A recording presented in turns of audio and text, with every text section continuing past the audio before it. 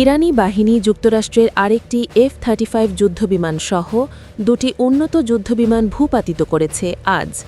দর্শক, আন্তর্জাতিক সংবাদে স্বাগত। শুনছিলেন শিরোনাম, এবার বিস্তারিত। ইরানি বাহিনী আজ শুক্রবার যুক্তরাষ্ট্রের আরেকটি F-35 যুদ্ধবিমান সহ দুটি উন্নত যুদ্ধবিমান ভূপাতিত করেছে। একই সঙ্গে তারা অপারেশন ট্রু প্রমিস 4 এর অংশ হিসেবে সংযুক্ত আরব আমিরাতে মার্কিন পাইলটদের একটি গোপন আস্তানা ধ্বংস করে দিয়েছে।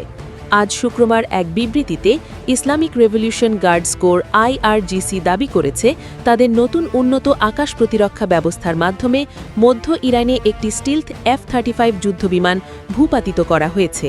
এর আগে শুক্রবার সকালে IRGC ঘোষণা করেছিল কেশম দ্বীপের দক্ষিণে আকাশ প্রতিরক্ষা ব্যবস্থার মাধ্যমে শত্রুপক্ষের আরেকটি উন্নত যুদ্ধবিমানকে লক্ষ্যবস্তু করা হয়েছে। ওই বিমানটি পরবর্তী সময়ে হেঙ্গাম ও কেশম দ্বীপের মাঝামাঝি পারস্য উপসাগরে আছড়ে পড়ে। ইরান সরকারের পক্ষ থেকে এসব দাবি করেছে বলে ইরানের রাষ্ট্রীয় টেলিভিশনের এক প্রতিবেদনে জানানো হয়েছে। এসব ঘটনা মার্কিন সামরিক বাহিনীর যুদ্ধবিমান ক্ষয়ক্ষতির তালিকায় নতুন মাত্রা যোগ করল। এর আগে গত 11 মার্চ IRGC সফলভাবে মধ্য ইরানের আকাশ সীমায় মার্কিন বিমান বাহিনীর একটি F-35 স্টিলথ ফাইটার জেটে আঘাত করেছিল। গত 28 ফেব্রুয়ারি যুক্তরাষ্ট্র ও ইসরায়েলে ইরানে আগ্রাসন শুরুর পর পাল্টা জবাব হিসেবে তেহরান হামলা চালাচ্ছে।